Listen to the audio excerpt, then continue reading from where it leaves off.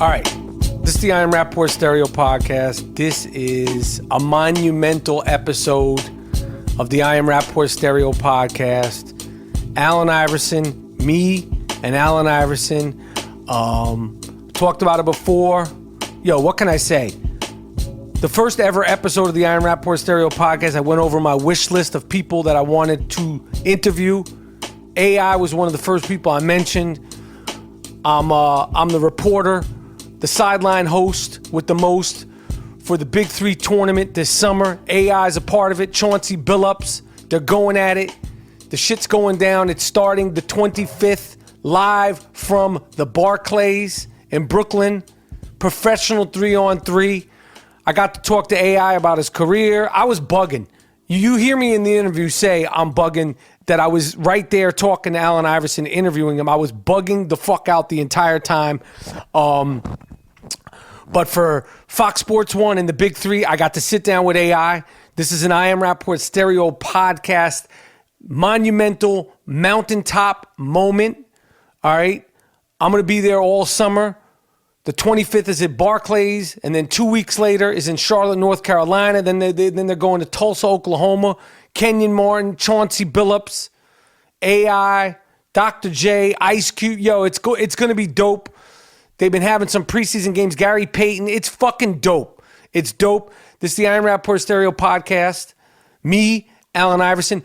One thing I want to tell you right off the top, about a minute, 30 seconds, 90 seconds of the interview, I screwed up my mic, so we're just going to cut right into what we picked up. So it's going to seem out of context. We just jump right into it. It was my fault. I was freaking out, okay?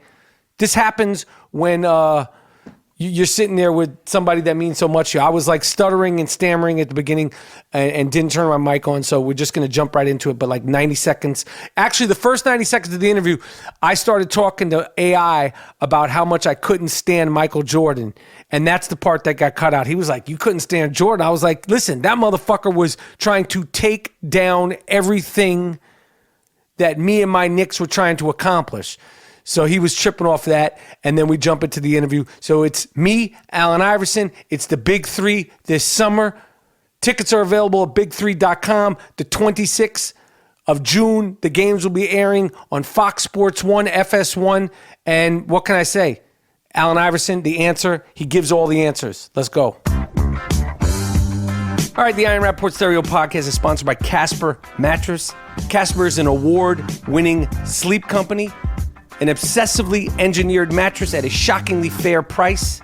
There's over 20,000 reviews online with an average of 4.8 stars for Casper. Casper is quickly becoming the internet's most popular mattress. You could try a Casper mattress for 100 nights risk-free in your home. If you don't love it, they will pick it up and refund you everything. Do you understand what that means? Okay, you need to buy a new mattress, okay? You could sleep on it, live on it, jump on it, have a fucking pillow fight on it, do whatever you want. Okay, for 100 nights. If you don't like it, Casper will pick the mattress up and take it away from you for free. Okay, it's made in America. Great pricing and a great product. Casper understands the importance of truly sleeping on a mattress before you commit. Go to casper.com/Rapaport, RAPAPORT. Use the promo code Rapaport. Get $50 towards any purchase by visiting casper.com/Rapaport. They have sheets, they have pillows, they have doggy mattresses, they have pool mattresses. I love everything about Casper. Proud sponsor of the I Am Rapaport Stereo Podcast. Go to www.casper.com. Get a new mattress. Sleep like a baby. Sleep like an angel. Okay? Go to casper.com. How you root against Mike?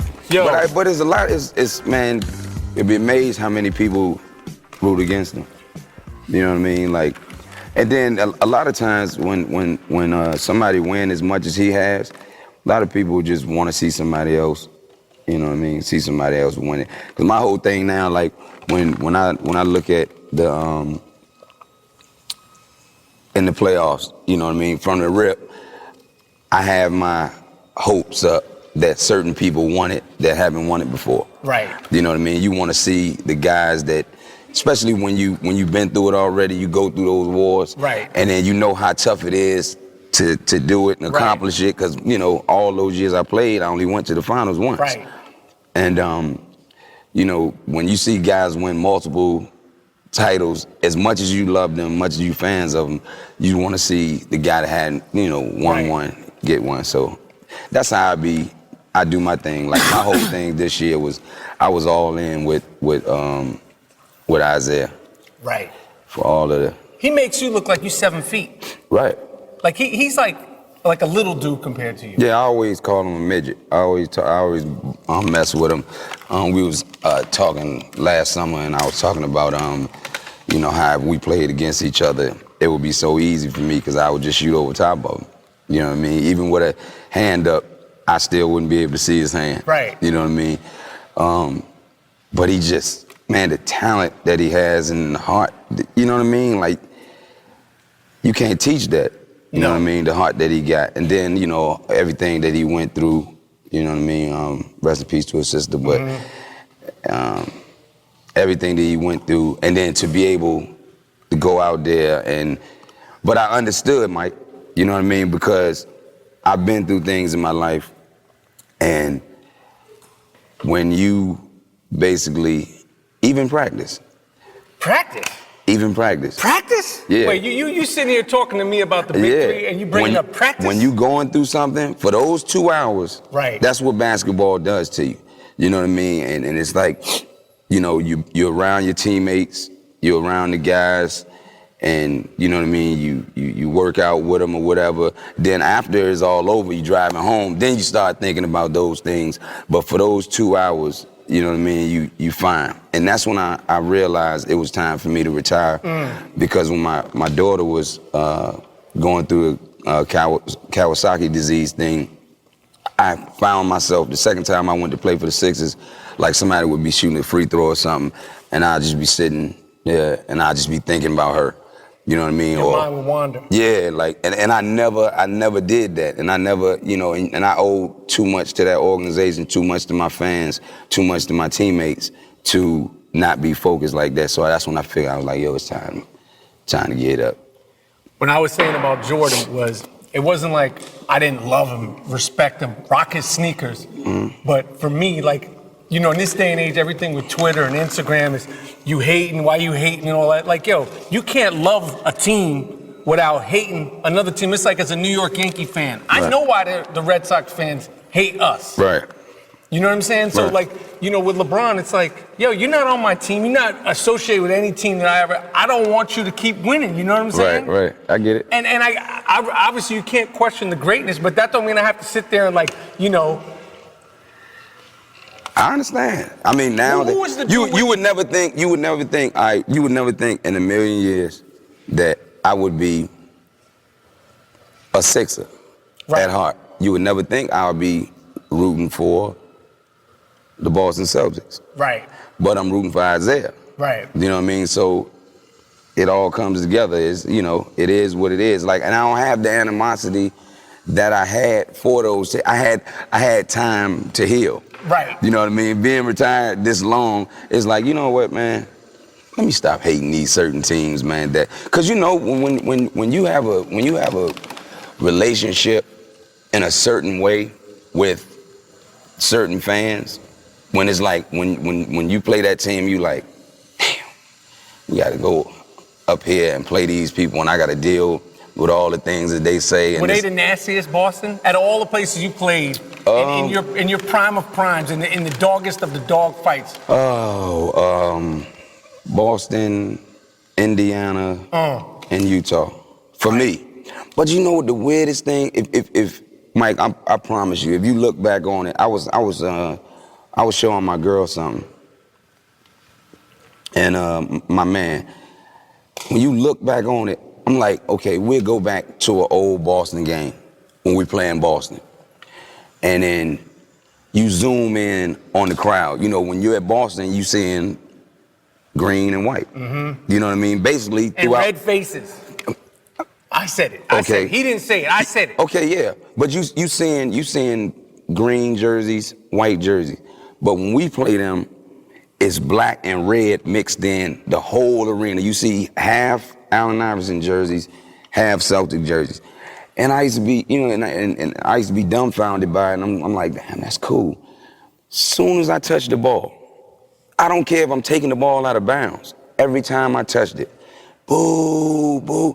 And I'm like, how all these people in here with my uniform on and they booing me? But it's like one of those things, like, they love to hate you. It's like one of those things like, yeah, we love you, we're a fan of yours, but we bleed green. Right. And you gotta respect it. Right. You know what I mean? You just gotta respect that. So based on everything we know now, because right now, just to contextualize it, 4 teams are left. Three teams are left. It's gonna come down to LeBron, Golden State. Based on everything we know now, injury-free, barring, knock on wood, we want everybody healthy. Right. If you had to make a prediction, who's gonna win the championship? Just prediction. Come on, say the right thing, man. I can't go through it again. I mean, listen. They tried to lock me up last year. I explained it to you. I explained it to you earlier.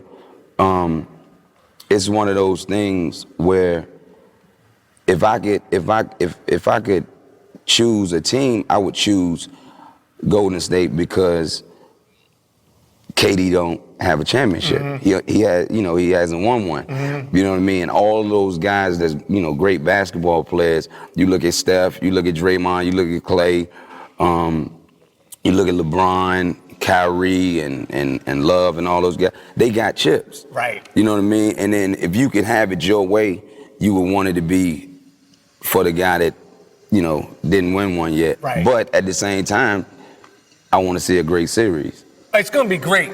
Yeah. But just tell me who's going to win. Just tell me who you think is going. If you were a betting man, you're not a betting man. I'm assuming you're not a betting man. Yes, I am. Okay. I'll let you say it. I never want to put words in your mouth because first of all, this is like a bucket list moment. The fact that I'm sitting down interviewing you, I'm bugging the fuck out. You can beep it out you want.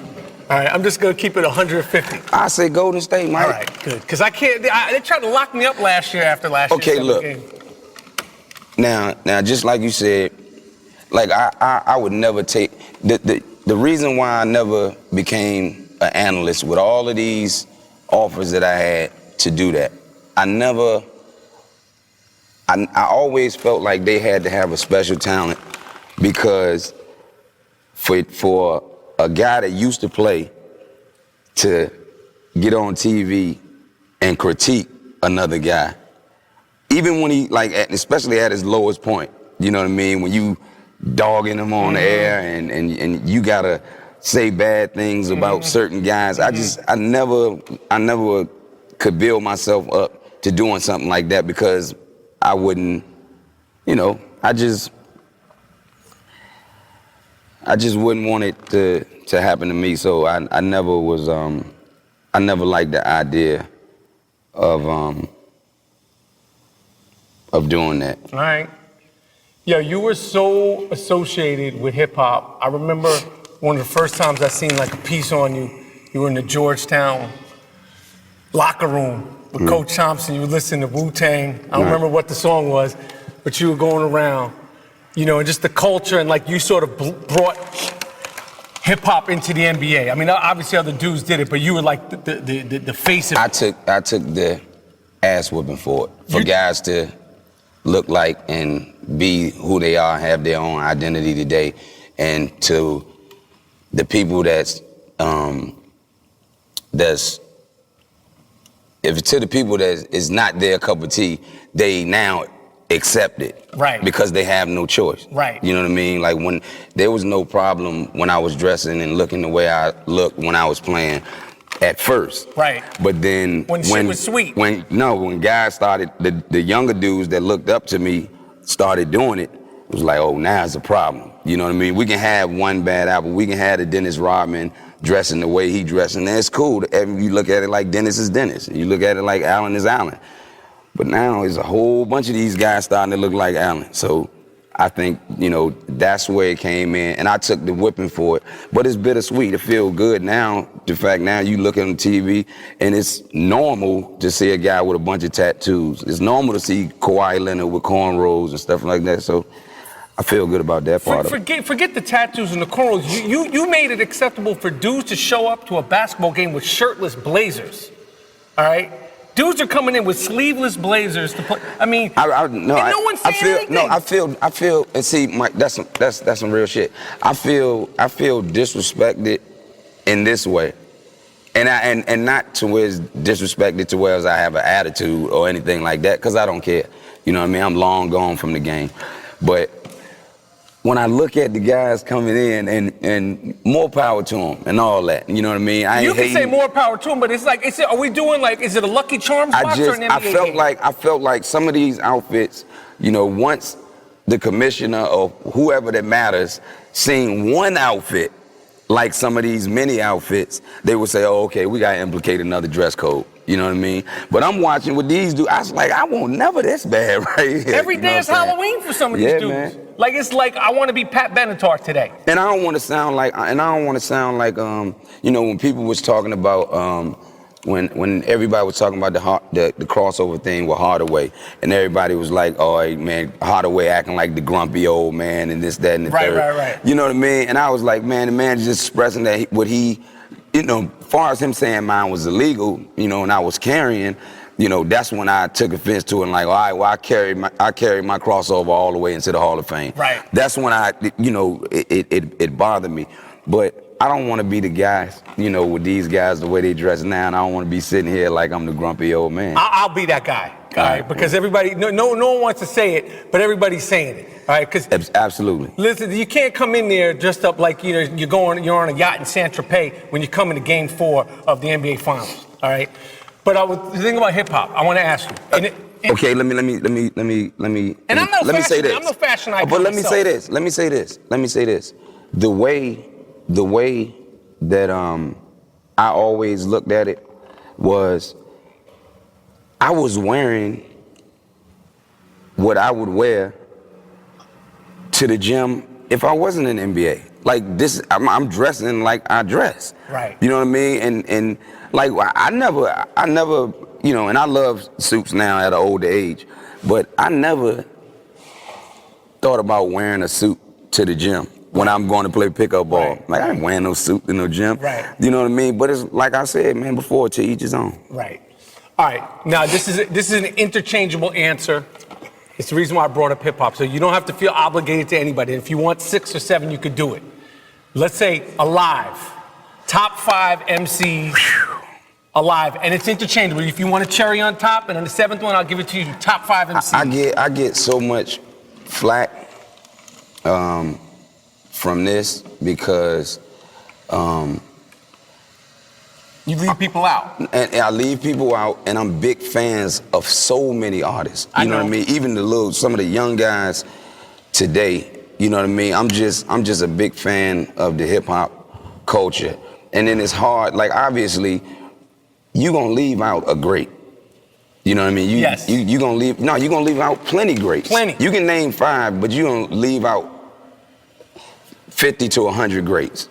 You know what I mean? You're gonna leave out guys, and you forget dudes. I care not to do it because you forget guys, and then you know a guy come back and say, well, how you ain't had Eminem up there? How you ain't had Andre 3000? You know what I mean? You know, but you just naming guys off the top, and you forget certain guys and just get out of hand. All right, since there's no more groups in hip hop, barely any more groups, 5 of your favorite groups in no particular order of hip hop groups. Now that way, no particular order. No particular order. 5 of your favorite groups today on a Wednesday. Run DMC. All right. Beastie Boys. Okay. Locks. Okay. I'll take one. EPMD. Wu-Tang, EPMD. Tribe. I know you can keep going. You can say Outkast. You can keep on going. It can go on and on. With the Dungeon Family, you can go on and on. You know what I mean? Like you can't win that. You can't win it. The Fugees, you just can't win it. All right, that's a good list. Yeah. That's a good list. All right. Are you an Atlanta Falcons fan? No. Who's your football team? Because in high school you apparently is good at football or better at football than you were in basketball. Yeah. You still love football? Still love it more than basketball. For real? Yeah.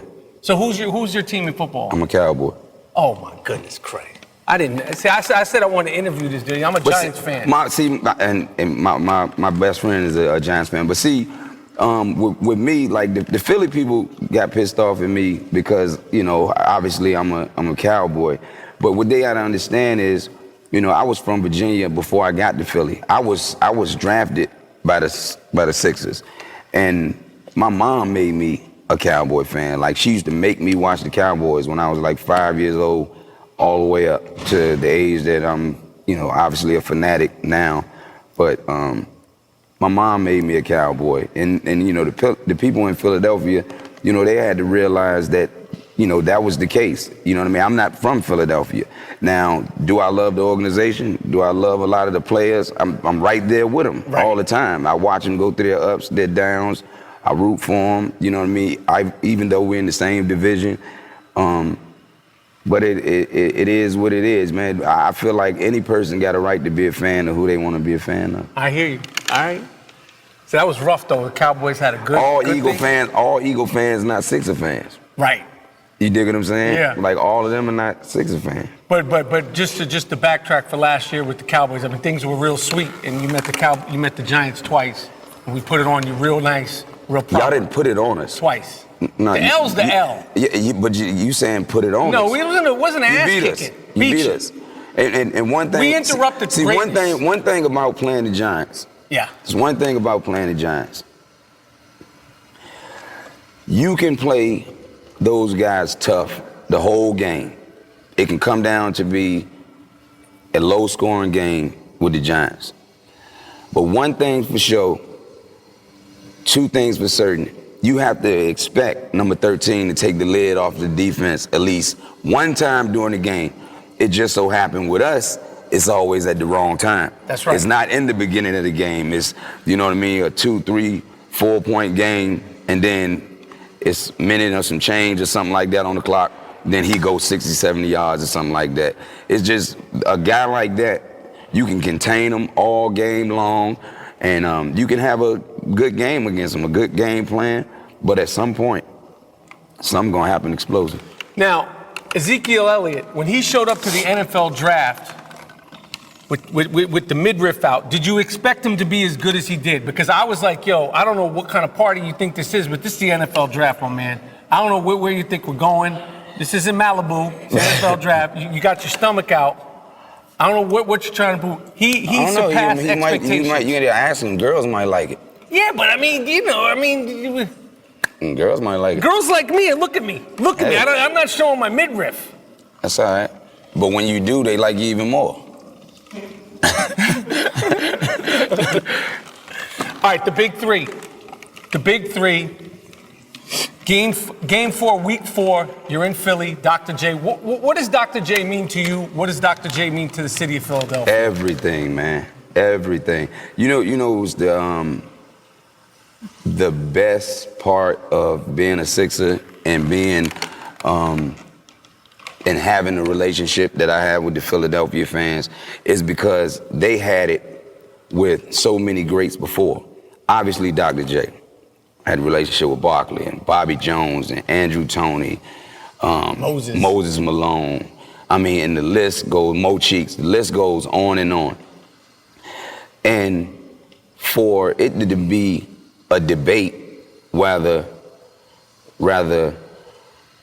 I have the better relationship with the Philly fans than any of them is special to me. It says a lot to me about, you know, how the Philly people treat me and the relationship that we have. I honestly, in my heart of hearts, think that the only relationship that might come close to the relationship I have with the Philly fans is Mike in Chicago. You know what I mean? And Doc has been he's always been supportive of me. He's always been there for me for whatever, even if it's just a conversation about something that I might be going through personally off the basketball court. He's been there, you know what I mean? And he's been a great inspiration for me, obviously. And, you know, I want to be a part of that legacy of the great Philly athletes like it stands right now. Do you ever get over your fandom of somebody like Doc? I mean, you've known him for years. You know, you're in the hall. Like, do you ever? But is there always a party that's like, that's Doc? Nah, it never gets old because you look up to him so much. Now with Doc, you have a sense of admiring him so much more because the ones that admired him before him. You know what I mean? When you look at him after him, I'm sorry. When you look at the way he is and then the evolution of Black Jesus, you know what I mean? And see how Mike came into his own. And for me to know that Mike looked up to a guy like that, and I look up to Mike, that makes it more special for me because my hero looked up to him. Right. So I think that's dope to me. So he'll always look like a superhero to me. Right. You know what I mean? Just like Mike, you know what I mean? It never gets old when I see Mike. It's still the same thing like I said in the Hall of Fame speech. Like when I see him, it look like he's glowing, like Charlie Murphy was saying about the Rick James thing. You know what I mean? It's always gonna be like that, you know, with me because he was the guy that made me want to play the game and I wanted to be like. Okay. The Big Three, one of the things that people are excited about, I'm excited about, is they are allowing hand checking in this league. When you were in the league, hand checking, you know, you couldn't, they were still able to hand check. Now guys could run freely. What is hand checking? And if you played in a hand checking free era, completely hand checking free era, how much more of an impact do you think you could have on the game offensively? With no hand checking? With absolutely no hand checking throughout your whole career. I think it would have been worse on defenders, obviously. I think I remember my rookie year when they had hand checking and Derek Harper could guide me all over the court because in a basketball game, 9 times out of 10, the person that's guarding me is always stronger than me. Right. You know what I mean? So, you know, everybody would love to be able to do that. You know what I mean? But I just feel like a lot of things change once I evolved. Once I became the 6 foot, 165-pound guy that the league's never seen before come in and dominate scoring the ball like that, then slowly but surely a lot of things change. You know, when I was in college, I used to always tell my teammates, like, man, once I get to the league, nobody's gonna be able to stop me. They can't run boxing ones on me. They can't run boxing ones. They can't run zones. Right. You know what I mean? They can't do that. 2-3s and stuff like that. And for a while it went on and you figure out, okay, well, this guy can't be stopped in a one-on-one league. So then all of a sudden out of the blue you wake up and there's a zone in place. So, but hand checking like always been tough on me. Like I said, because guys are, you know, usually stronger than me. Does that mean they could push you, or they could keep their hand on you to slow you down, essentially, right? If you know, you see how like when guys come off of pick and rolls now, you come off pick and roll and the big man show, right? And the guy always, you know, do like this and he get the call, right? It's basically just like that, but you can do it at any time. You can have that contact at any time, especially if they let you. Well, hand checking, you only could use one hand, right? You're asking me. What do I know? No, but yeah, I don't think you could put two hands. One hand, right? Yeah, you only could use. Obviously, this would be a foul. This would be a block. But like hand checking, it was actually somebody could grab you by your ribs and then just guide you anywhere they want you to go. If you want to go this way, then they can just hold you and stop you from going that way. You know what I mean? So they could force you to go wherever they wanted you to go on the court. I'm glad. I would never want to see hand checking in the game again. You're glad it's gone. Yeah, I don't want to. I don't want to see that. I don't want to see that because I just think it's a foul. Do you think that dudes, like so many dudes, are scrutinized?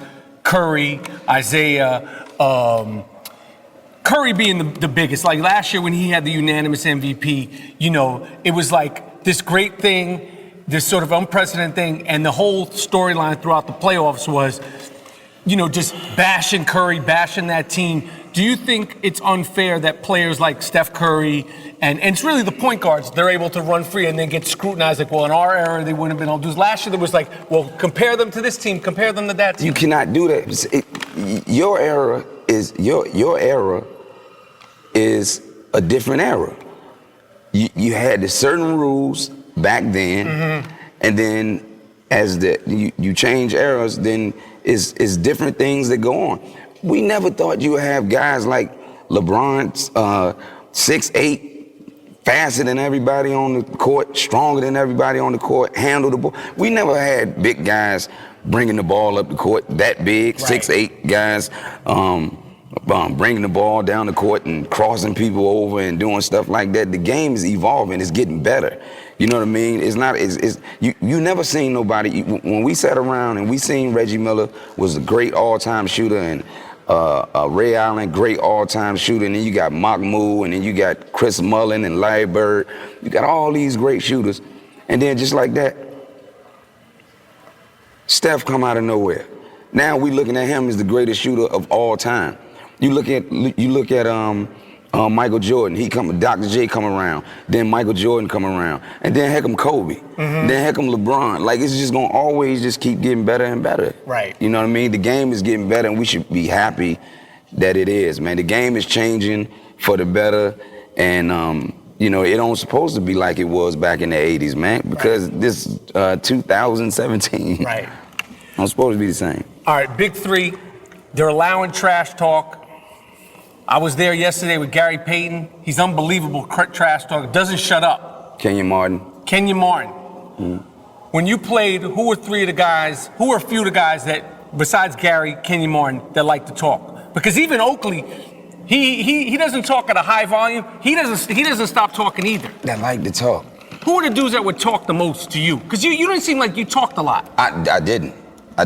Unless somebody started to bother me. I never. That's not your thing. No, that wasn't my demeanor on the basketball court. That was never part of my thing. Now, pick up with my friends at home. That's a totally different story. Right. You know what I mean? But when I was in the league, none of that. I don't know, because I never really heard GP on the court with me talk trash like that. But watching him play against another team, then I could pick it up. Who else you say? Gary Payton. They were all doing it. You know who was talking a lot? Mike talked trash too. Bird talked trash. He did? Yeah. Mike would, was it overt or was it kind of just in your ear? No, Mike probably talk more physical trash. Right. Oh, he's threatening. Like little stuff. Like I remember one time when he was 6 for 6 in a game, and Aaron McKee, my best friend on the team, was checking in the game. And I remember, you know, I used to put the powder on his hand. Yeah. We went to the sideline, dumped the powder in his hand, and Blue was getting ready to check in. And he was like, look, McKee, I don't think this is a good time for you to come in right now. And I got scared for him. You know what I mean? He wasn't even talking to me. I was like, oh, shit. Like, and he already 6 for 6. So it's getting ready to be one of those nights anyway. So, he had his own slick way of talking without talking. I remember Jimmy Jackson, we was playing him in a preseason game, and we were in the game, man. We were in the game. I think it was my second year. And we were at North Carolina anyway, and he was just chilling, man. And Jimmy started talking trash to him. You put your shorts on just like me, you tie your shoes. I said, oh, Lord. And 50, preseason game. Oh, my goodness. All right, one more question on Big Three. 4-point shot. You saw it. I saw your first reaction to 4-point shot. Going nowhere near it. What is going to be the impact of the 4-point shot in the Big Three? I don't know. I know it's going to be a great weapon for guys like Jason Williams. Mahmoud. I didn't know Mahmoud was playing. He's in it. Wow. He got busy at the combine. I can believe it. Chauncey Billups. A lot of guys. Steve Jackson. There's a lot of guys. Rashad can shoot from way out there. It's a lot of guys. I got to come in a little bit more. I ain't nowhere near strong enough to be shooting from way back there. All right. It's the Big Three. Allen Iverson, I could mark this off things I've ever wanted to do is sit down and talk to you. You mean so much to so many people. I can't wait to see you out there coaching. Can't wait to see you doing your thing. The fans are going to be excited to see you. I appreciate you. Very fun. Very fun. My man. All right. Yo, me and Allen Iverson, Big 3. It's going down this summer. First game is in Brooklyn, New York at the Barclays. Big3.com. If you want to get tickets, going to Charlotte, going to Tulsa, going to be in Philadelphia, going to be in Dallas, Kentucky. We're going to be playing in LA, Seattle, and the finals are August 26th in Las Vegas. I can't wait. It's I Am Rapaport Stereo Podcast, and we're done. Thank you so much for letting me have that opportunity.